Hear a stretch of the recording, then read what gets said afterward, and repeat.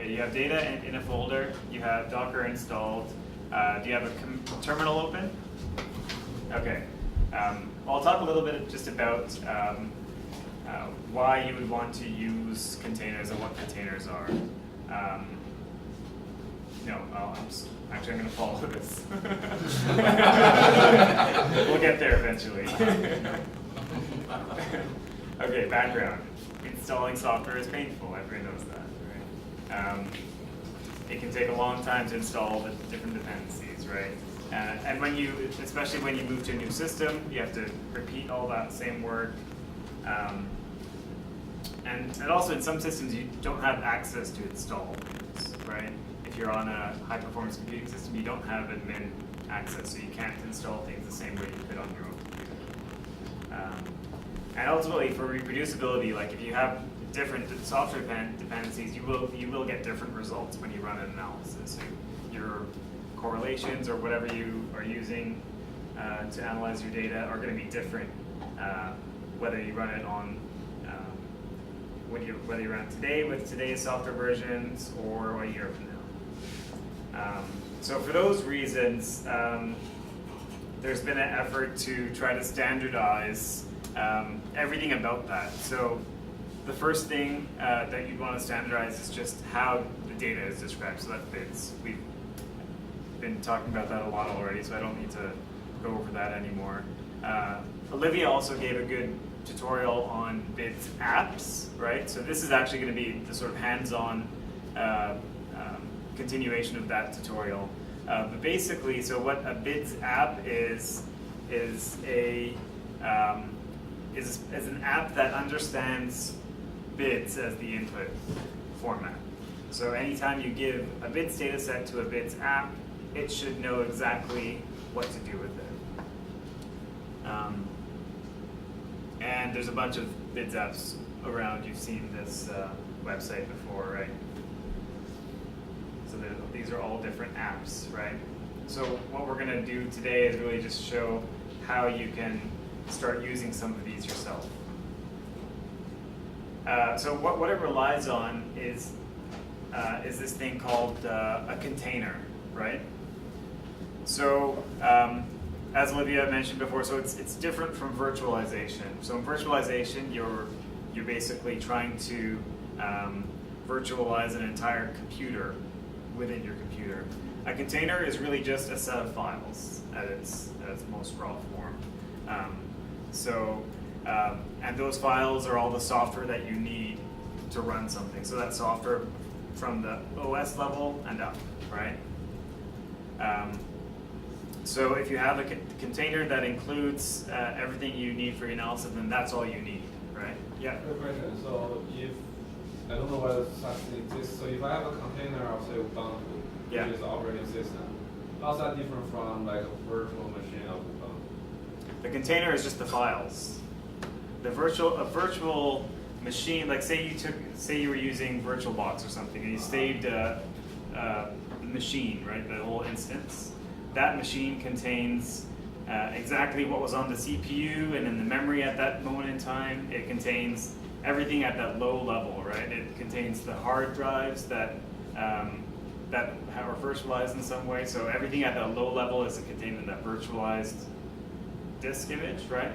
Wouldn't that, so if you have Docker plus a Docker image, isn't that, of Ubuntu, isn't that the same as VirtualBox plus a VirtualBox image of Ubuntu? Is that the same? Because at the end, you're still running the same operating system, right? Yeah, but the fact is that the container only contains the files. Okay. Right, and that's what we're messing with. We're not messing with anything in a virtual image, right? Does that make sense? Okay.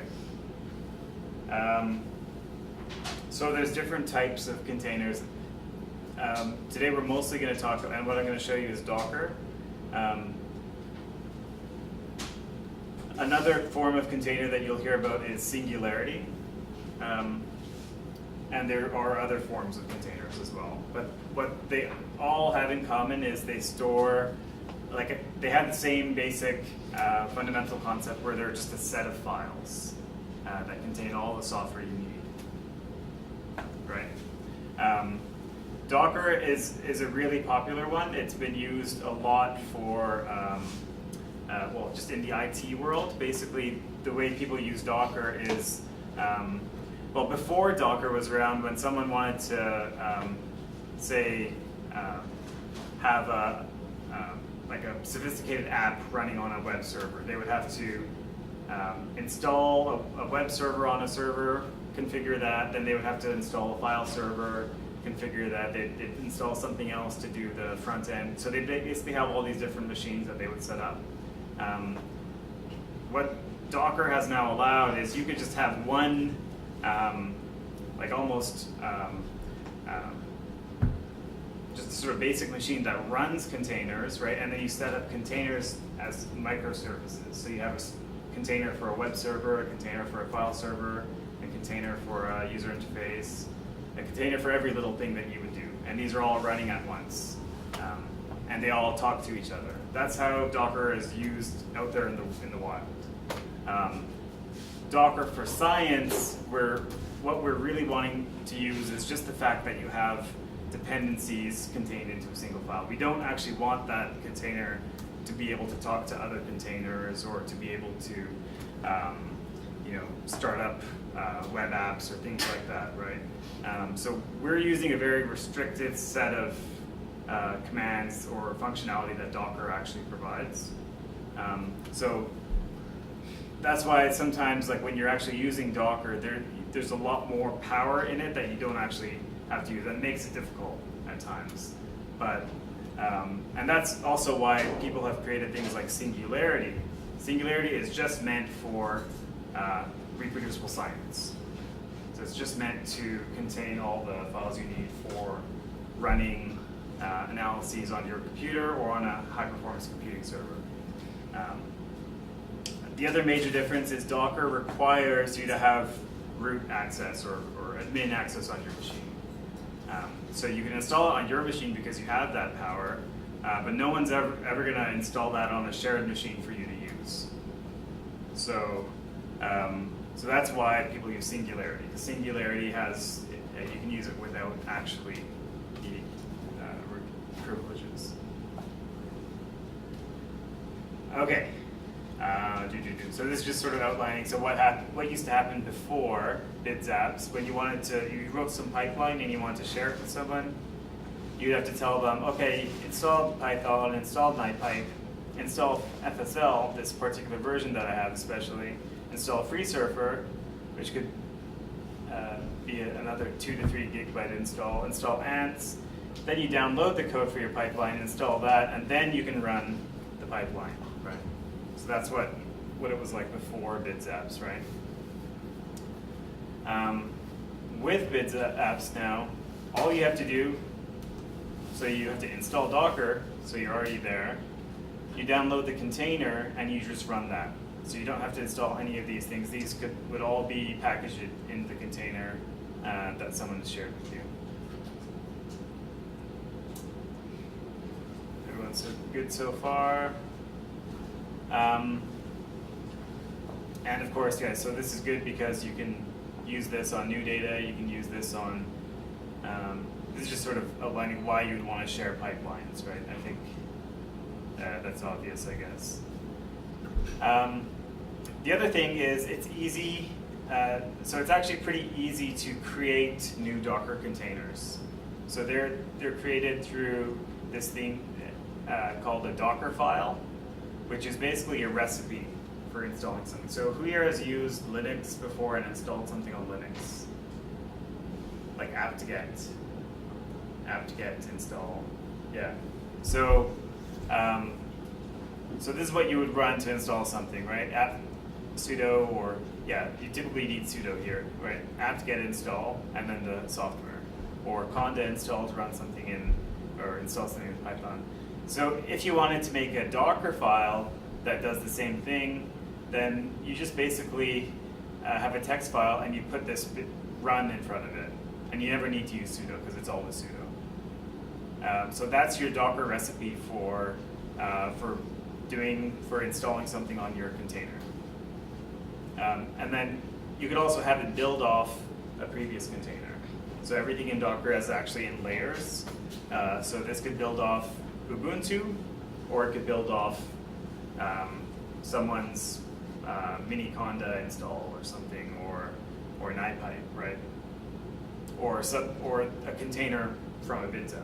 You can just build off directly off of that as well.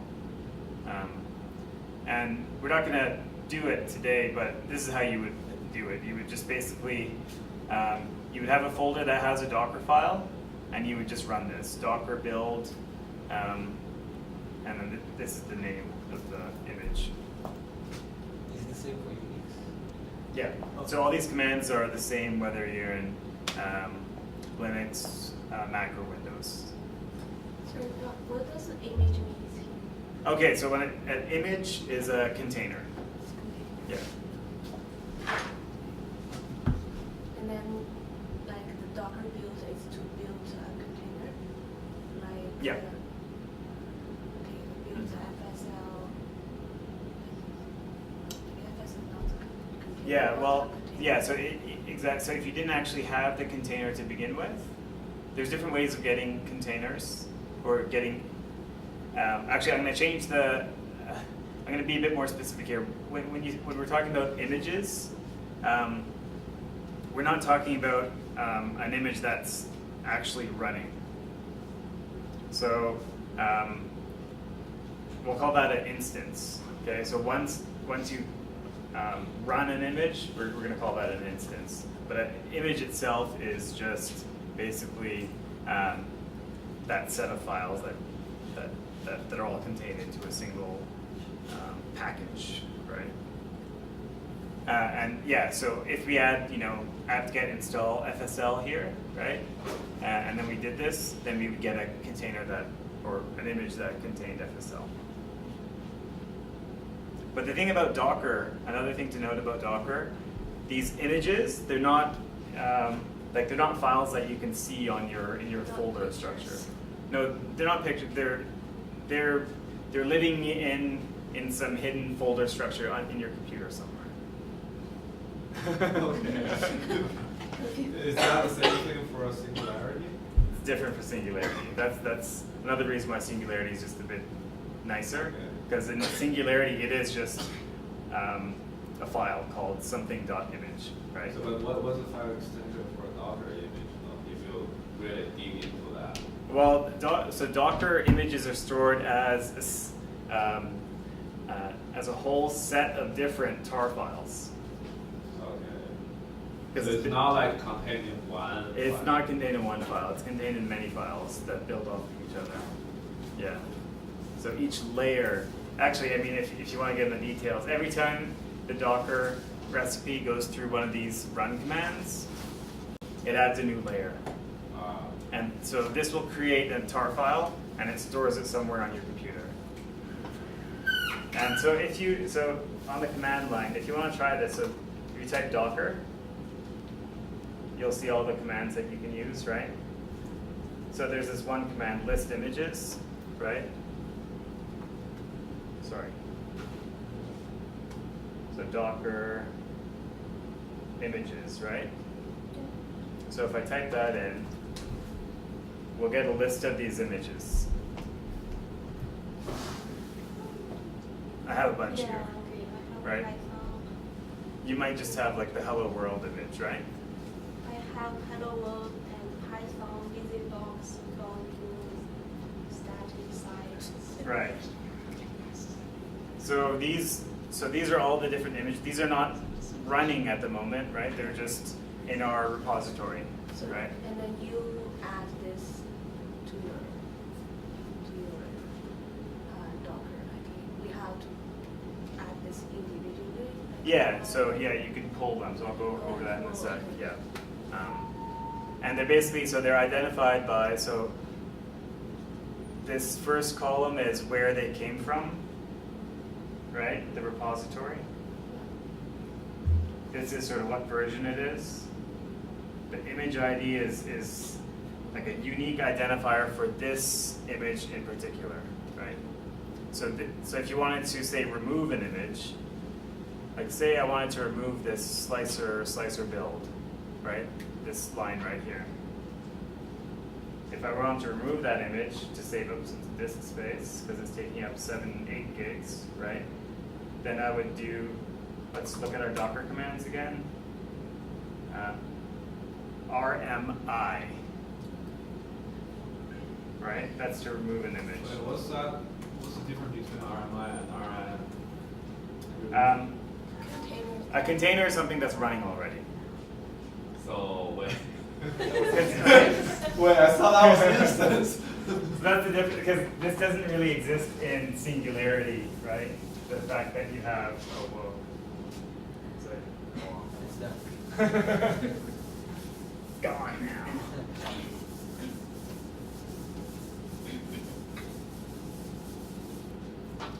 So you have your, so this is your machine, right? Okay, so you have your repository. This is where all your images are, okay? So you have image 1, this is, say this is that slicer, right? So it's, okay, so this is an image. It's just a set of tar files sitting in this repository. It's okay? not a container or It's not a container yet, Okay. according to what the terminology that Docker uses.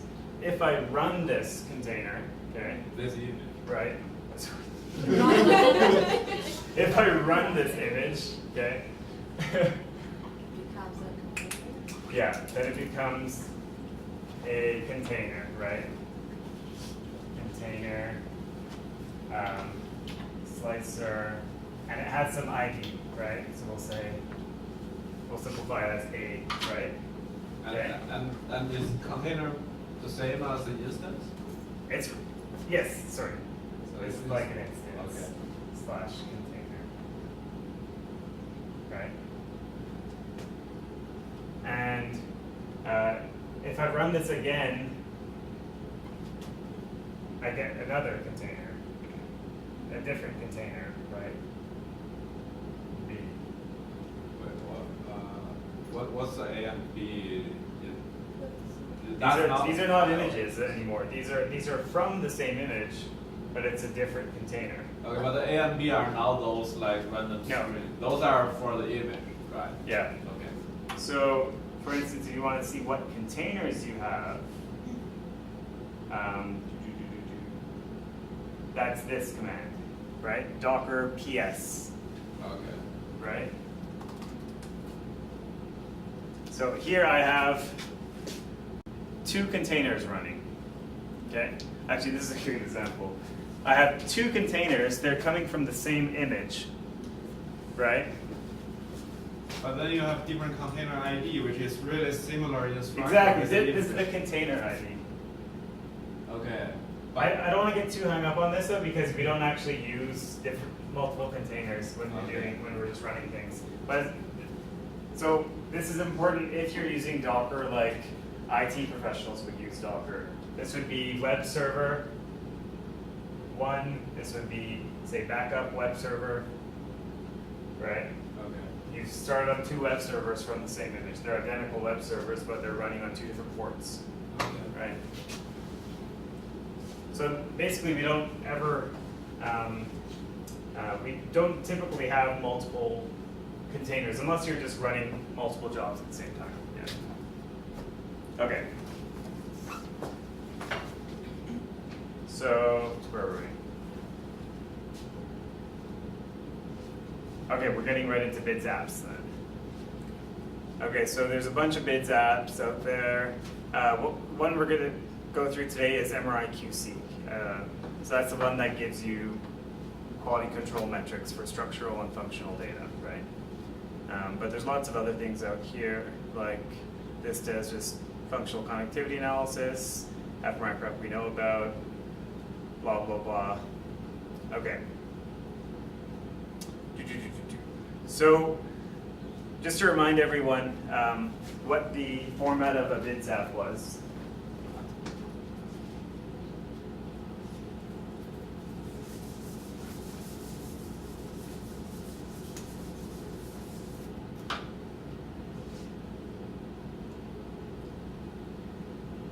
So they all have the same basic structure, right? There's the app name, right? Then there's the input data set, right? Output folder, okay?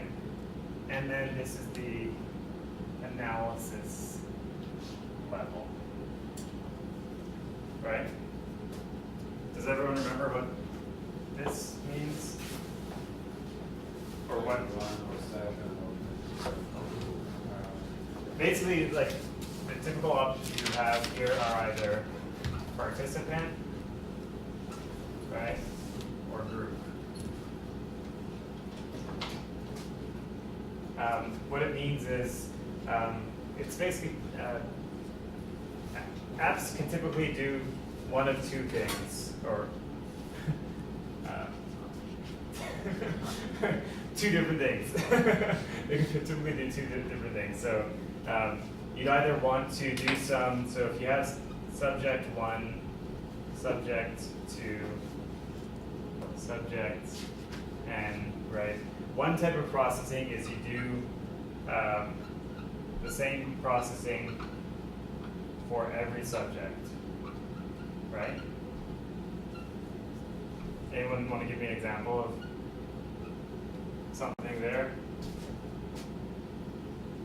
Like, what's an example of some processing where you do the same thing to every single subject? Pre-processing. Yeah, so it's like smoothing or something like that, right? And you get your output, right? Output 1 and 2 and 2, right? So that's one type of processing. They call this participant level. Participant level, right? Okay? Because it's doing the same thing for every participant, right?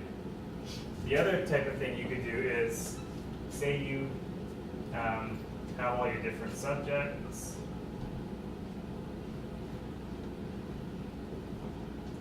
right? And you want to do some processing that takes all of them together. Right? Example of what that would be?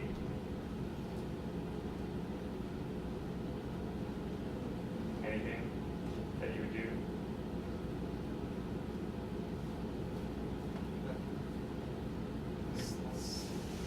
Second level stats.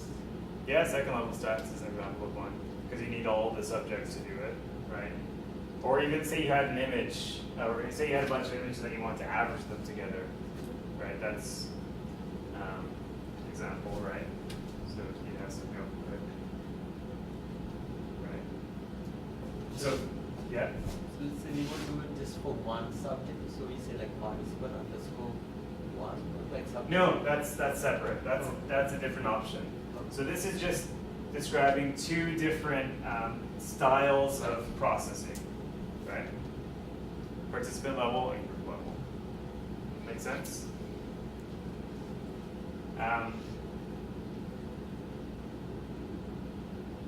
Okay. And so that's what, so basically, this is only needed, so if you have a pipeline that actually does both of these things, right? So, and you want, so when you run it, you want to be able to tell the pipeline, I want to do this right now, or I want to do this right now, right? If you can also have a pipeline that does, say, maybe it does 3 different pre-processing things, right? So then you would have a few more options here. You'd have participant 1 would run, say, processing pipeline 1, participant 2 would run processing pipeline 2, and participant 3 would run the 3rd pipeline, right? So, so this is basically a way of including multiple stages of processing into a single container. Make sense? that's why you have participant 1 and 2 interactive. Exactly, yeah. Because they just do two different things. But they're both participant style. Yeah. And like we have only one group, I think. Yeah. But we could have had group 1, group 2, maybe they were doing different things, right? Maybe we want to do averaging of diffusion and creating an atlas, and that would be group 2, right? Okay, so that's BidZaps, right? There's some other optional arguments that are also standardized. So this comes back to what you asked about before. So how do you, by default, if you just run this, what it does is it runs everything that's in here. So say you had 50 subjects, it would just try to go through one by one and run 50 subjects, right? If you just wanted to run a single subject or participant, then there's another flag. It's this participant label. Dyslexic on board. Label equals 0, 0, 1, for instance. Right? So it's every time you run, every time you need to run on just a smaller set of subjects, you could also do this. You could put a comment here, 0, 0, 2. Right? Is that based off your the name of the patient data? Yeah, so in bids, you guys don't know bids yet, but in bids, basically all the subject folders are labeled like this, sub, dash, and then something, right? Yeah. So this something is the participant label. So it doesn't. So that's an important point. It never includes the sub dash, right? So in your folder, you'll see everything with sub dash something, but when you specify your label here, you don't include the sub dash.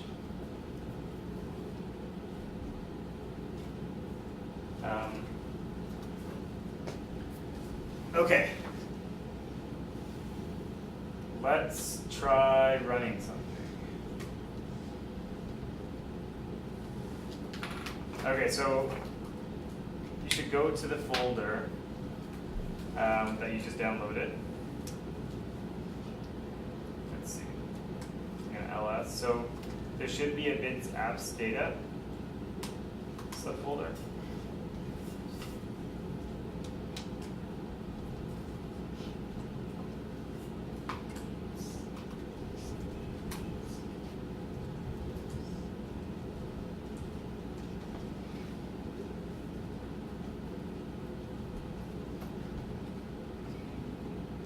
Where should we put the data? Anywhere in your computer. Just go to that folder. And then just put the CD base app data. Yep. Are you there? Why it says no such file?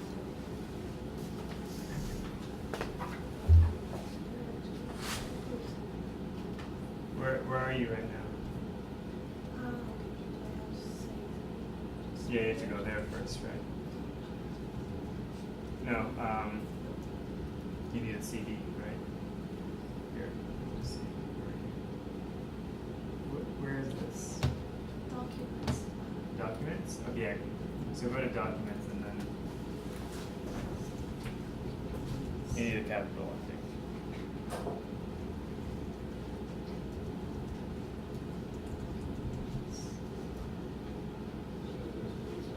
It's the other slash.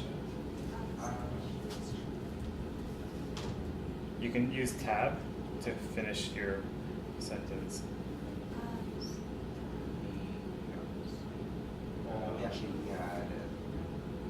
Yep. Yep.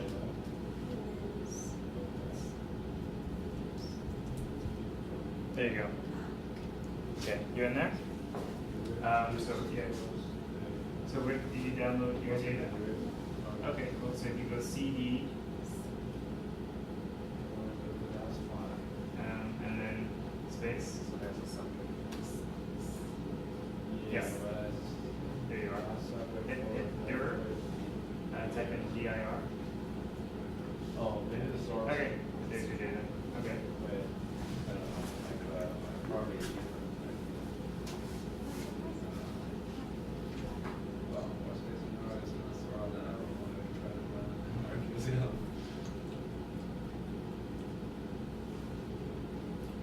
Okay. So, so you should see there's an info text, there's a derivates, and a source data, right? So this is what you should have now in your source data. There's going to be a bits data set, a JSON file, a subject with an image. So this is a bits data set, right? But it doesn't have the data set description. It doesn't. But I think that's, Optional. is it? I'm not sure. Should we try to validate it? We could try to validate it if you want. Okay, let's do that. So the way you get Docker images is you use Docker Hub. So there's this Docker pull, right? And there's also Docker search. So let's just try Docker search. And search for bids. Let's just see what comes up.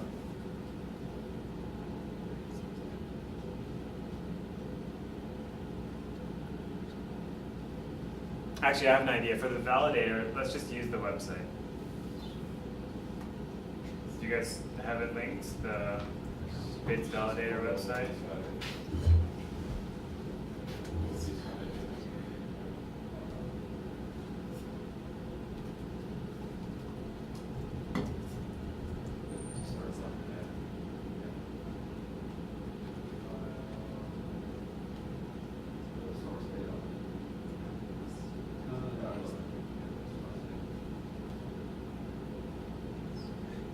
It's not the validator.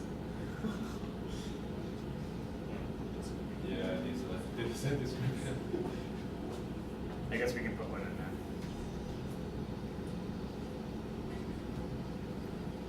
Do you still have yours from the last time you were doing this?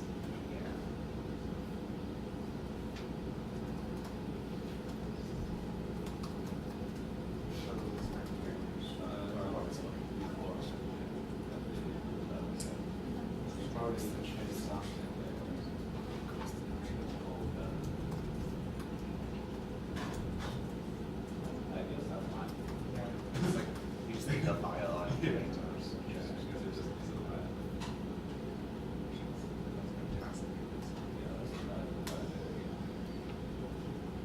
If you want to download one, there's one in you can just grab one from the bids examples, right? You guys have seen this before on the INCF bids examples. I just googled dataset description.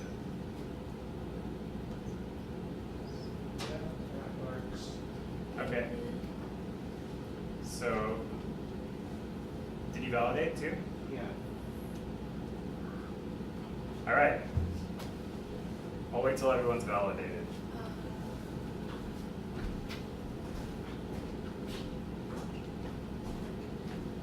Actually, do you still have the folder, the first aid tutorial?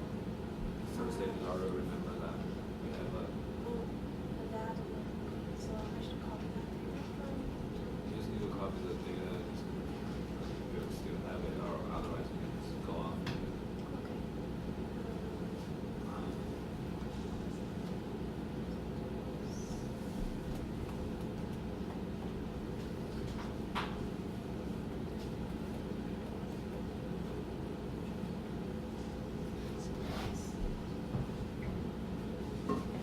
All that, please. Yeah, just copy that. No, the first one. The second one is not really important. If anyone else wants to go to the next step, because it might take some time to download, what you want to do is you want to use Docker pull on the source data. MRIQC app. Yeah, put it there. So Oh, wait, you're not actually. looks like this image is moved here, so this is the one you should be downloading. So basically, you just want to do Docker pull and then paste that there. Oh, then you need to probably email this to move to Dropbox or something. It's not on the same hard drive, right? So, yeah, go there, go get the data, source data. Yeah. What is that DS store? Maybe we can validate it. Okay, you validate this. Oh, okay. Go online. I got this. Validate. MRQC. No, just don't do this first. Just go to the open browser. And validate it. Just go to here and then upload source data. JSON file was in the sounds. No, it goes on the top. In the first level. Not inside something. Not inside. Okay, yeah, it is. That, Yeah. The server one. So for your current browser, do you have another browser? Maybe just Chrome or something.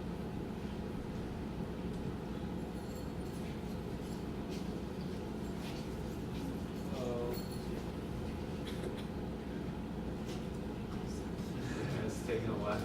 Google Chrome always takes a while. Yeah, but with that data, this Docker. Yeah. So if anyone's wondering, remember how I was saying there's layers? Like each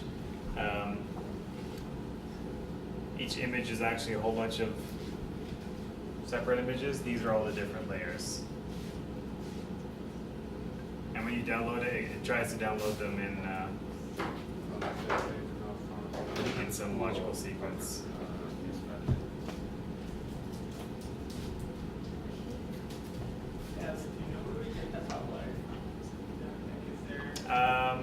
There should be some kettles there. Yeah, I think that's it.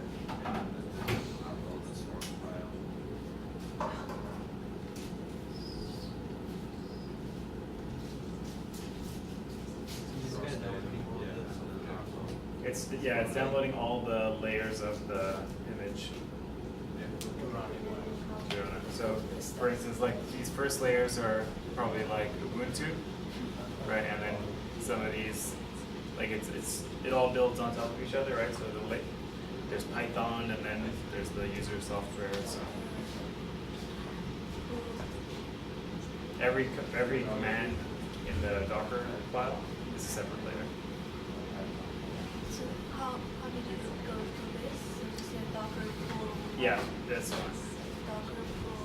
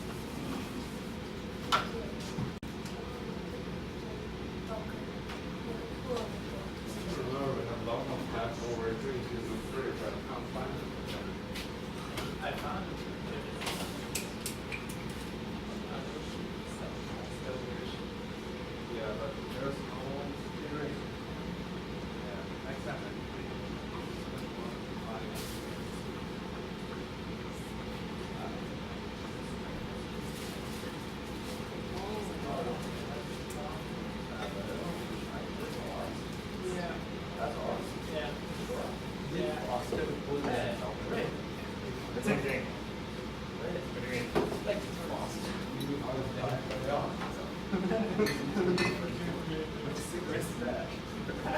When you pull versus download? Yeah, like one deep coming.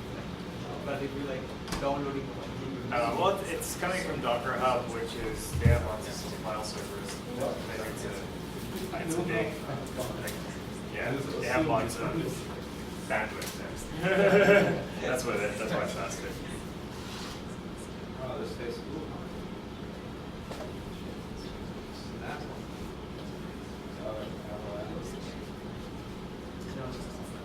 Okay.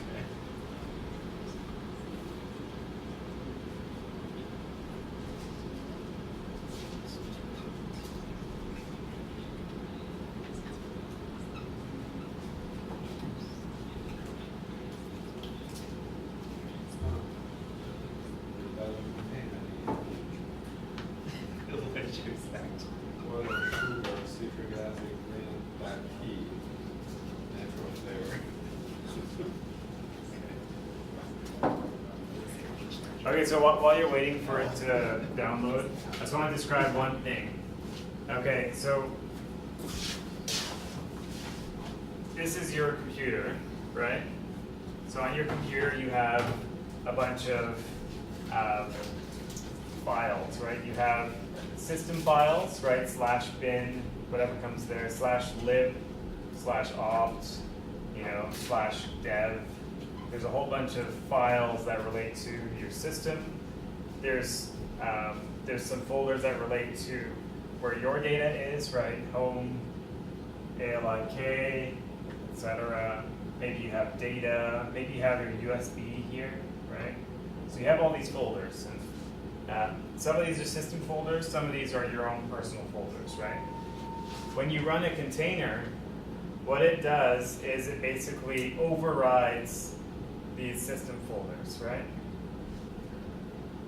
So now instead of looking here for bin, when you're inside the container and you're running things, it's going to find the system files here, right?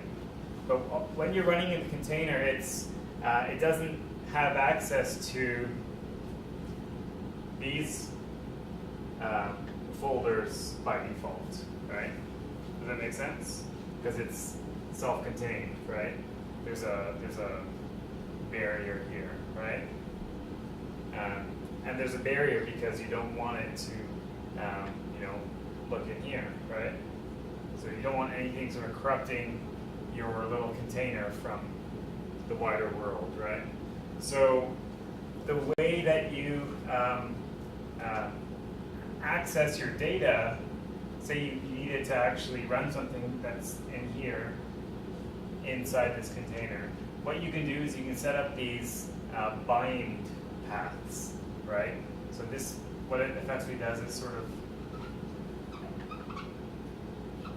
basically recreates this in here. It makes a little link, right? It just has a little teleport to go here. So when you do this, so this is your, what's the order of this one? Just double check.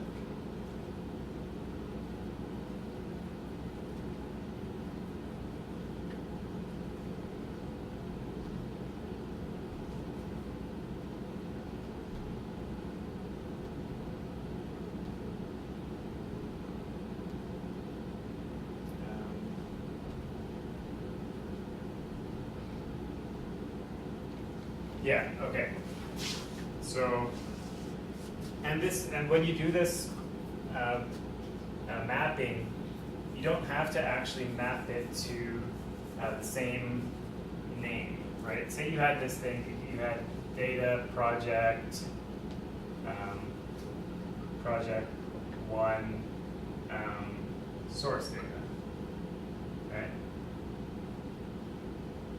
And you wanted to use this as the input for their container, right? What you can do is you could actually just map a folder called, say, let's just call it in data, right? /in data, right? You can just map this to this whole thing, right?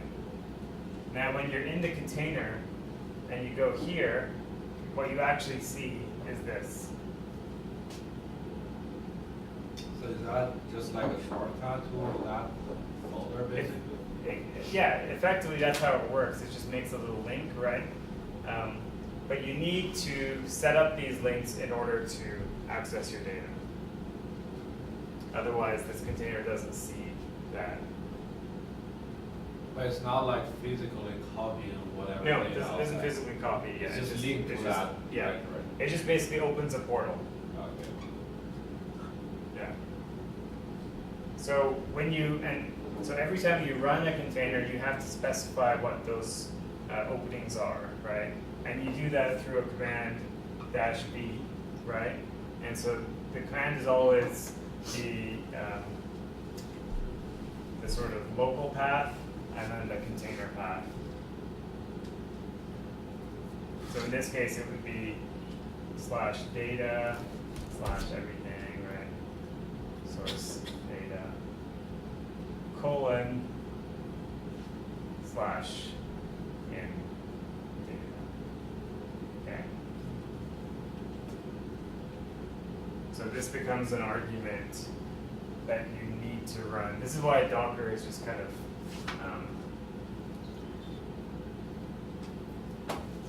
well, we have the same thing in Singularity. In Singularity, it's a dash B. This is for Singularity, if you're wondering. Like HY, and you've seen this before, right? Dash B. Bind to that. Is that for both Windows and Linux? It's for everything, yeah. The way, so now, there's two ways of sort of doing this.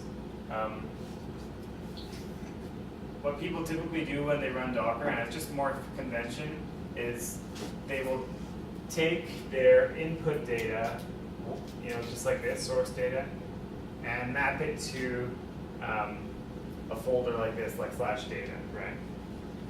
And then when they run this command, so you know, let's do this.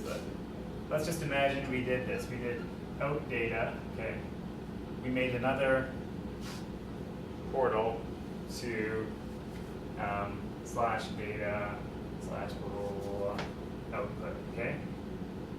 So you have your output folder, you have your input folder, you have these mapped to these two folders, okay? So that means we have to use this command twice, right? Data blah, blah, blah, / out data, right? Okay. I'll show you what it looks like on the computer.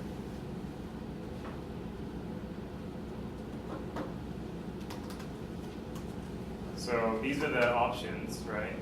So where are we? So this is where we are, right? So I'm going to say -v. That's my input data / in data, right? -v.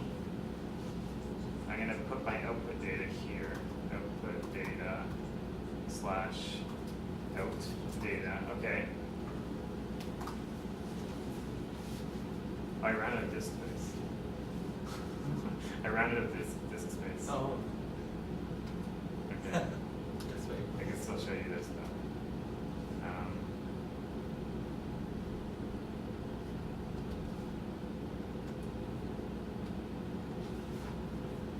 Okay, so what I'm showing you right now, so this is what you would do to run the container. Whoops, you can all see it, right? So Docker run, the name of the container, options, right? So the options are, I'm making these two mount points, right? So now, what the next arguments here are the arguments to the container itself, right? So now, once you're in the container, how do you specify the input and output? Anyone?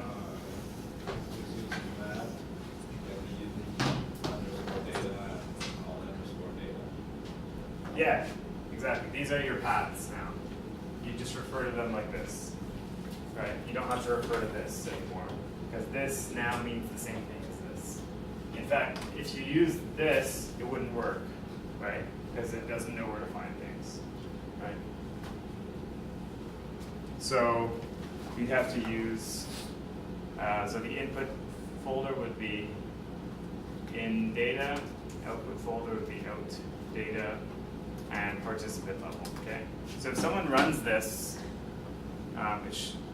it should work for you guys. I might have to delete stuff over here to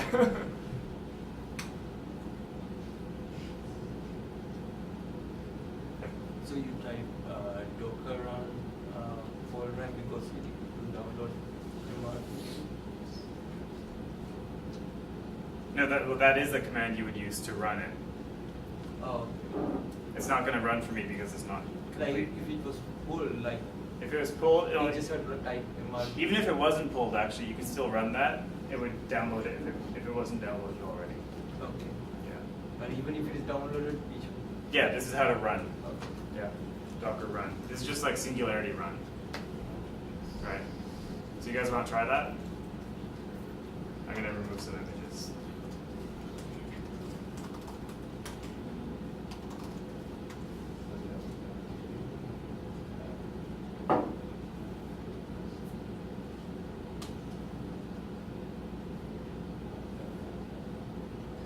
What are you trying to do? Like that previous. No, it was just, you know, we have a file name as South Housing. It's called, that confusion. It'll fill it up. Yeah, it's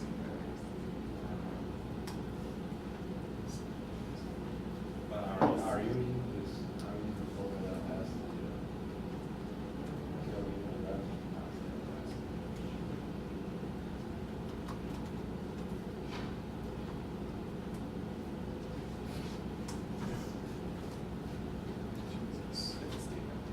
You're saying why I like Docker is why you Singularity. Oh, yeah. it's somewhere. Most people are using Docker right now. Just because PIT world uses Docker. But it's not meant. But in the neuro. And because like it was around before, like Singularity is new. Yeah. Yeah. So like BidZap, like if BidZaps were created a year after, I don't think they would be using Docker. They would just be using Singularity.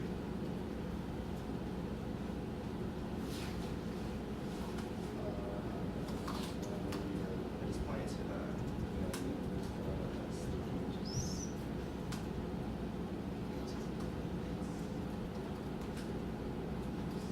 Actually, we already used this folder that needs to have the But I need to specify that. Yeah, I need this gravity to current file. Okay, so I can just go to. Slash short source data. I think it's like that. Just source name. I need the slash source data. So that's it. That's really good. So Yes. so you're gonna use that. So you want all the folder. I was looking at the same folder, so. Actually, before you guys run that command, there's a couple of other options that you should also run in addition to the -v. And that's this. So --rm, it removes the container after you've run it. So by default, these are stupid Docker things again. By default, you know, remember how I was saying there's images and there's containers, right? Containers are instances of images. After you run, after you use Docker run, that container just sits there. It doesn't get deleted. It just sits there using up some memory, even if it finishes running. So that's why you need to use the --rm to remove the container after it's complete. What's the dash ID? So this is -I is interactive, -t is terminal. Those are also things you need when you're running command line. So those are things you'll always have when you're running BidZaps. There's essentially no equivalent in Singularity. It's just, these are things to make Docker perform like a pipeline execution tool. And not a microservice. Also, one more thing. So when you're using the -v, by default, so you also can specify the write permission of these. I'll let you do it after. Actually, you don't need that.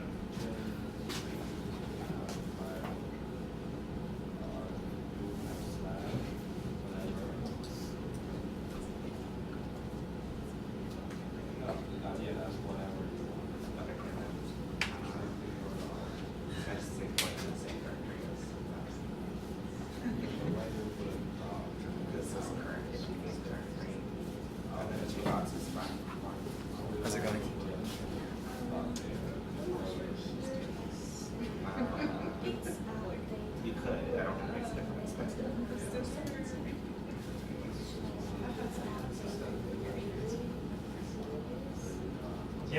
That's fine. This is going to be it's the folder that you're telling it to create. So it should be a new folder that doesn't exist. So that's fine. Whatever. Yeah. Good. And then basically you want to map that to notes data, right? And then this in unstarted or unstarted is fixed. Exactly. Those are your two folders that you have access to in your container. And this is the name I want. Yeah. So what it does, it maps this to that. Maps this to this? No. This is one. This is one option, right? The dash V. It maps this to before the colon, maps it to after the colon, right?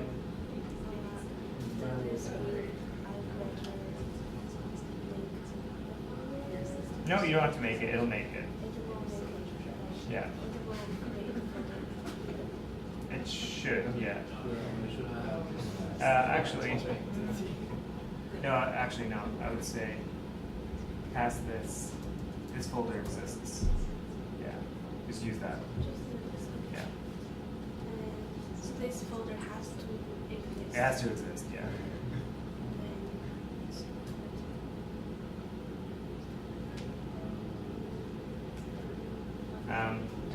Stop it.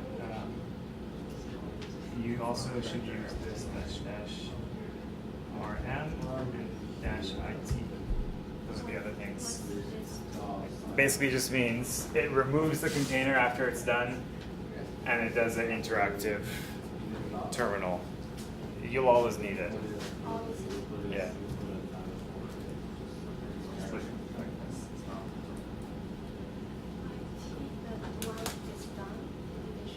It's still going.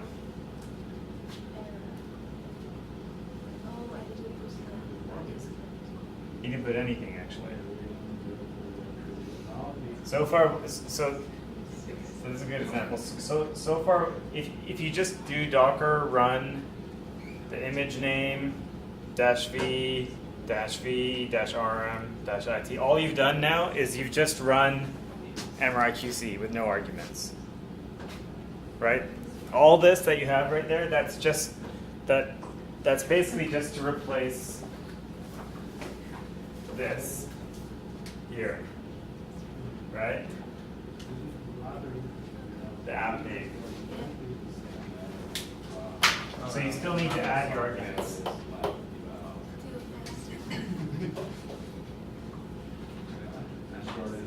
The order doesn't matter. I mean, like here, the source is getting assigned. What's that? Right, mark to see after the Yeah, it doesn't matter. uh, Your options can come at any time.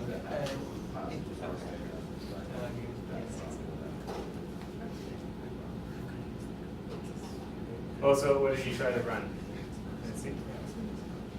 Did you give it any options? Yeah. You just gave it. Wait, what were the options you gave it?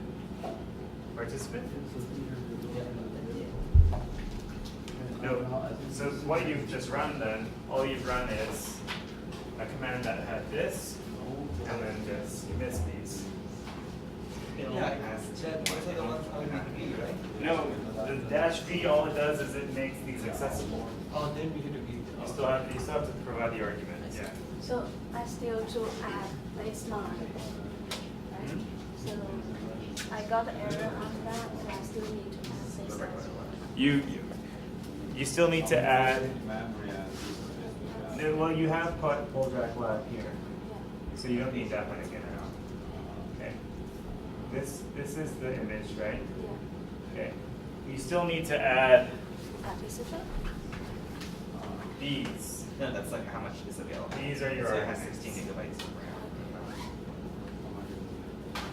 RAM. Does that make sense? Why you still need? So how come? Okay, you use -v to set up this, right? Yeah. So you guys are thinking that because you use this, that you don't need to specify this. Is that what you're thinking? Yeah. No, because this all it does is it just sets up the link. Now everything inside this container can see this folder, but it has nothing to do with passing arguments to the command. This is just setting it up for Docker to know where the folders are. You haven't told anything to MRI-QC yet.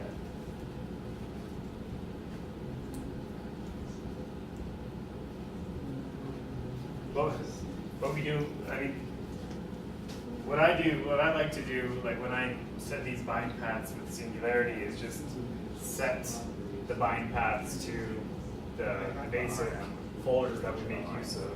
So you just use the paths as is, right? It's just in Docker world, you don't do that because you don't want Docker to have more permission than it has to, like when you're running microservices. So that's why they should always end up doing something like this.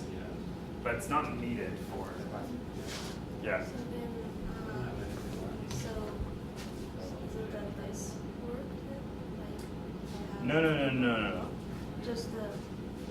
You still need all of this, right? So do you understand the difference between -v Yeah. and these arguments?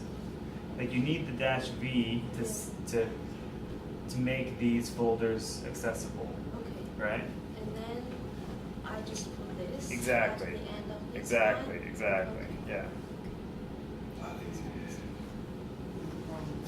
I think it's working, but it seems like insufficient resources. Oh, okay. But we have 8 gig of memory available, more than 200 gigabytes user space. And this is not very much. So I don't know why it's. Yeah, it spit out these files.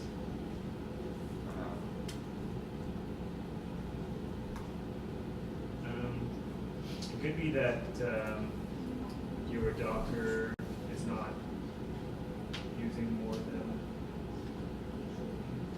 Yeah. Oh, okay.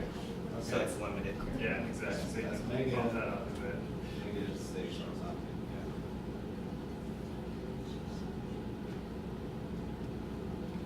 But even if Docker has this. It's virtual basically, right? Okay. Yeah, so the Singularity has something similar? Okay. Oh, it's still starting up. Yeah. Yeah. But what was the limit set before? Two. Okay. Yeah, because it's running on iPad, it's going to take up some Okay. Oh, do you have your account? Maybe try type Docker login.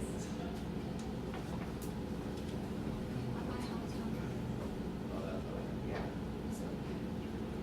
I guess it's, Let me see. yeah, you need to change the Docker setup.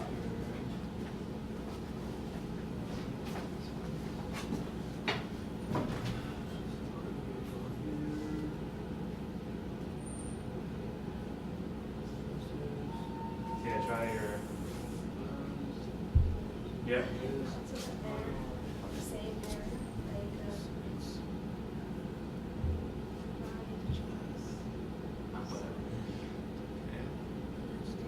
What is swap?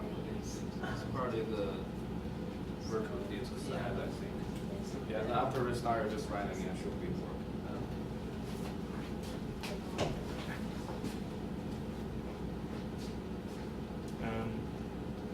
Actually, you might need. Actually, you might need to Maybe have. this- No, I wonder. Yeah, this is rather They have a- consider, that's why you're running on the last night. And this is not as bad as that one I tried. Well, I have a rather high estimation for one of my subjects to 20 hours. Oh, yeah. Yeah. And that's with max drop time data for the maximum. Just delete that one, the other folder as well. 64 gig of RAM. Yeah. Maybe more for. Yeah, home button, no. Mostly It's because great, of- yeah. At least that was a little bit. Yeah. No, don't go up. Yeah, I think there's lots of images that we really only run sometimes Yeah, we can say to all our experts. I feel like your keyboard's not set up the same way as mine. So I need this Yeah, part yeah. instead. Even for like mobile It's still running. Oh, so it's running now, right? Yeah. I had the same limited resource. Oh, yeah. I fixed it here. Cool. Sounds good. Is it like actually big data model? Shouldn't be that big. Oh, it's like really working on it. You can see something. Yeah.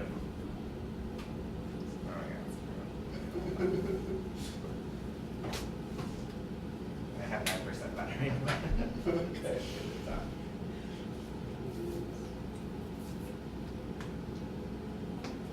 Yeah.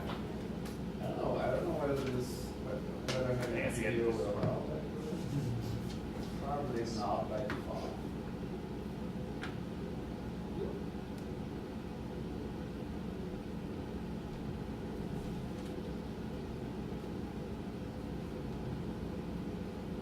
Ali, Yeah. do you know whether this American Zero or other folder IMF stuff will automatically use GPU acceleration if you have a GPU? These ones don't. No. Okay.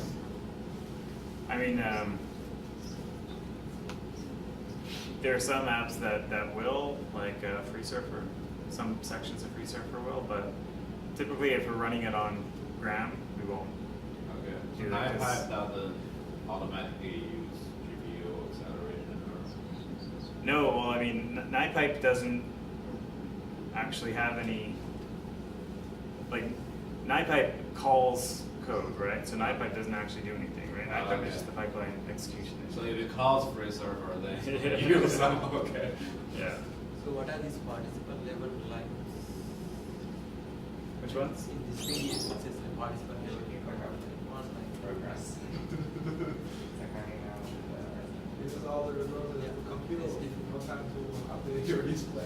If I reset it. It's just basically showing how you can, Yeah. Oh, it's explained. Well, I think zero. Four lines. Yeah, well, we went to the process. yeah, yeah, exactly. Oh, I think you can check. I think these are supposed to be slides, like, Maybe I have you can check. But some of the sick stuff. And actually on Gram, you can also check for. oh. Okay, so let's just. Yeah, I guess the registration part is probably quite intensive because that's like a user.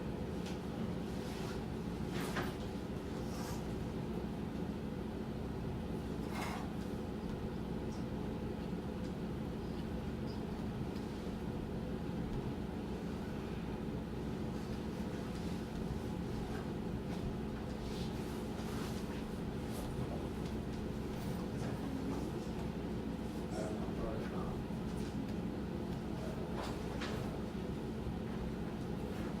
Football, my schedule.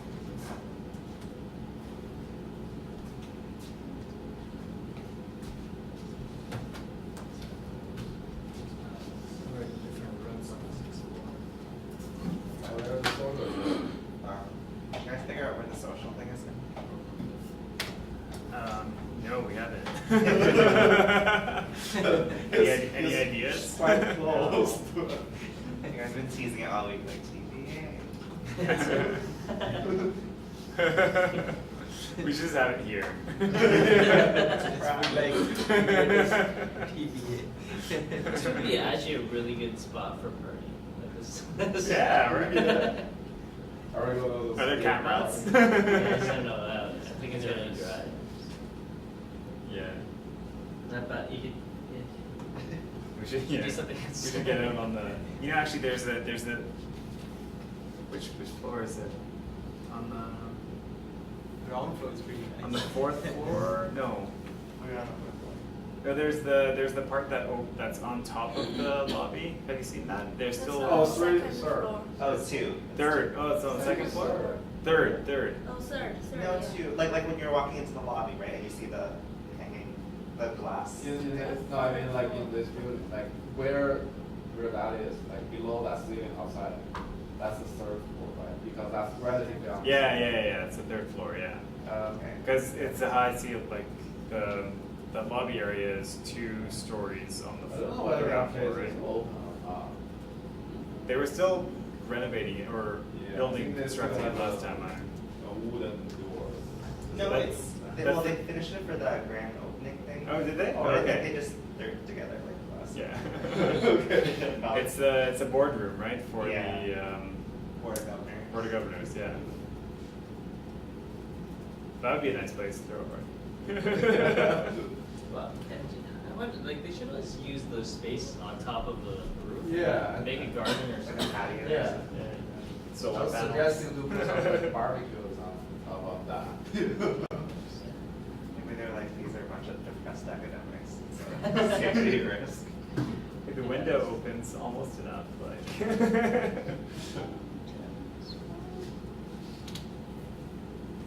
Is it running for you guys still? It's running still. Well, they have pre-computed data if you want to look. Can I just cancel it? Yeah, so if you go into the same folder you downloaded, you can just go through your GUI. You don't have to go in the command line. Where are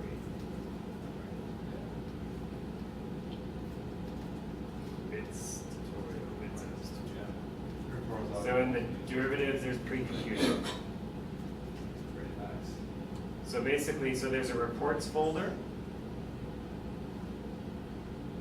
And they have, actually, so they run it on the entire data set, so that's nice. So if you open up one of those reports,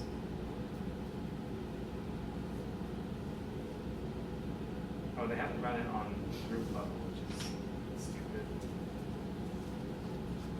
The HTML. Yeah, the HTML files.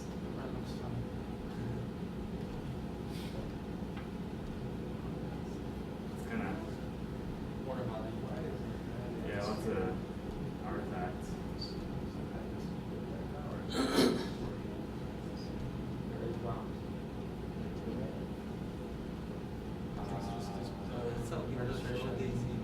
Wait, look at the running. No, I mean, like the shape of the head is kind of like not symmetrical.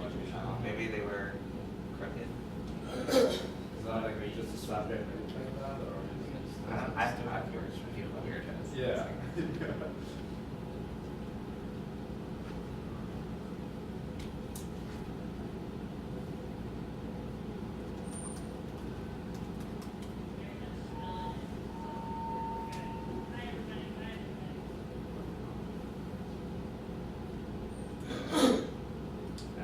Is there anything to go through in the?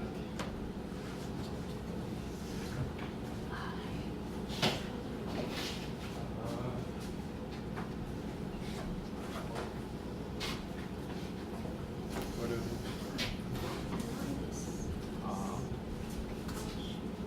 So I can, for those that are waiting still, I can show you what it's like using the wrappers that we have set up on Compute Canada. So it's much easier. So basically when you log into Compute Canada, we have one tool called Bids Batch. So we have images that we've already sort of loaded into the system, right? So there's a bunch here. There's MRI QC, fMRI Prep, and some of our local ones. And the way this works is you basically just use Bids Batch. You enter in the app name, just pasting in one of these here.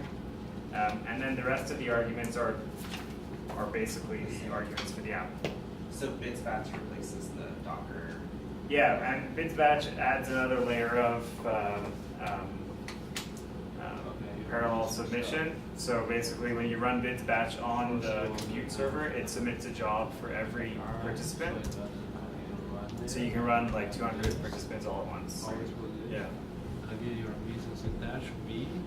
And then there's And then there's some some difference is like you couldn't use this participant label option directly.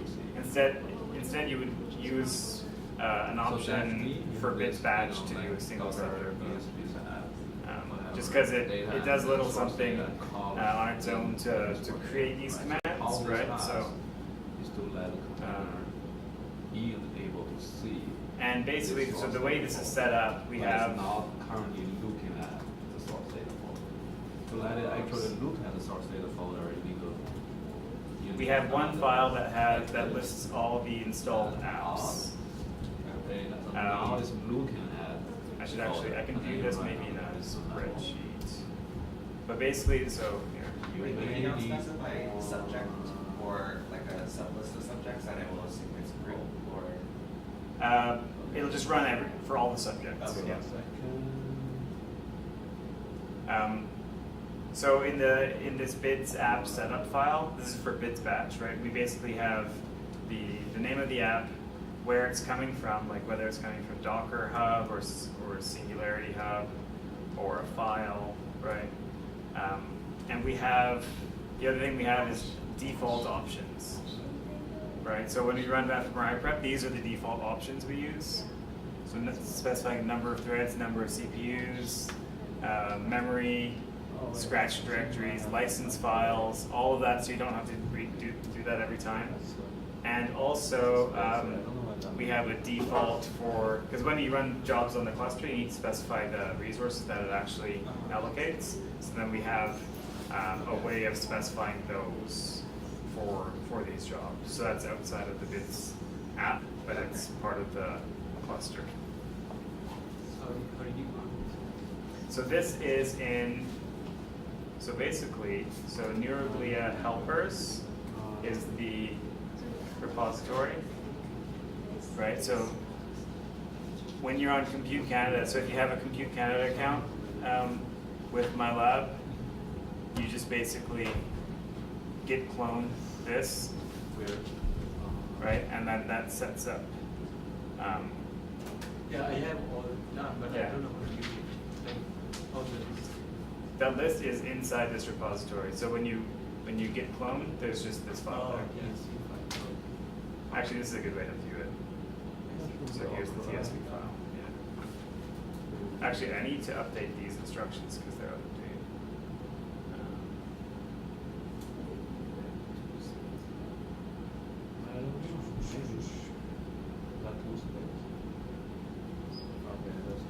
And this doesn't use Docker. This uses Singularity, but if you're using bits batch, it's transparent. Like you don't really see Singularity at all.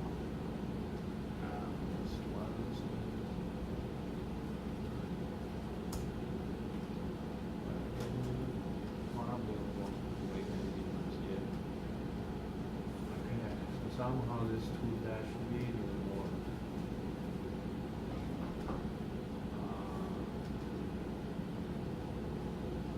Okay. And so, in case you're wondering, so remember when we were using Docker, we used the -v command, right? So what I do in Singularity, so this is the same command -v, but instead of mounting that very specific data folder that you were using, I mount just the base of that folder, so /project and /scratch, right? And so basically that means /project or /scratch is available to you in the container, right? So it just makes it easy. You don't have to worry about mounting these things.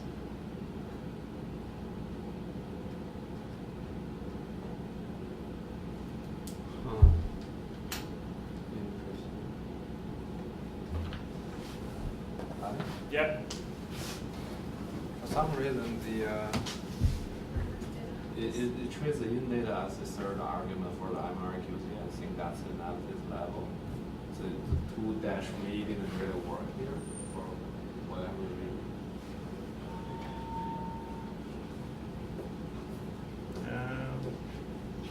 Maybe the path is correct. That's weird. So if the pass after the -V, like the local, outside of the container package. That one I think probably that we use it.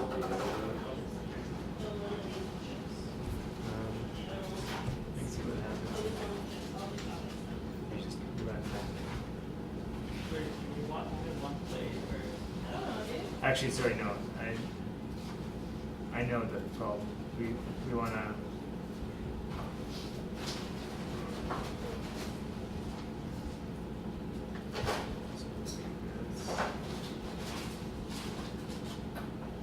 The order of arguments makes a difference. You can't have the image before the options. Oh, yeah, right. That's what we were changing before. Oh, yeah, right. Yeah, so Forgot that. Docker run dash rm dash it. Oops. Oh. Docker run dash rm dash it. That and then draft. Okay. Right. Okay, so- yeah, right. And then Okay. It's just running. if we just stuff follow on- the instructions from the, but I deviated from the instructions. That's why it was